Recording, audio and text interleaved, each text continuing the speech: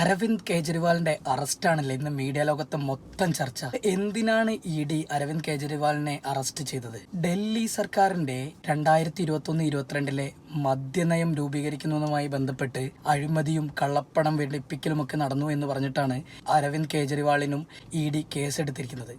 E 8ഓളം summons Arvind കെജ്രിവാളിന്റെ പേരിൽ അയച്ചു. പക്ഷെ അതിനൊന്നും റിപ്ലൈ ഇല്ല.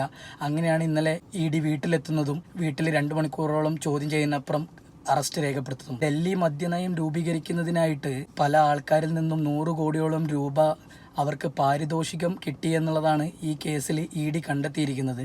അപ്പോൾ ഇതിൽ ഇന്ത്യ മൊത്തം പ്രതിപക്ഷ പാർട്ടികളുടെ പ്രതിഷേധം അലയടിച്ചുകൊണ്ടിരിക്കുകയാണ്. ഭരണത്തിലിരിക്കെ അറസ്റ്റിലാവുന്ന ആദ്യ മുഖ്യമന്ത്രി എന്ന ഒരു പ്രത്യേകതയും കൂടി ഈ കേസിനുണ്ട്. പാർലമെന്റ് ഇലക്ഷൻ തൊട്ടടുത്തിരിക്കെ ഇങ്ങനൊരു നടപടി ഇ ഭാഗത്തുനിന്നുണ്ടായത് പ്രതിപക്ഷ പാർട്ടികളിൽ നിന്ന് ഭയങ്കരമായിട്ടുള്ള എതിർപ്പും പ്രതിഷേധവും ഒക്കെ മൊത്തം അലയടിച്ചുകൊണ്ടിരിക്കുകയാണ്.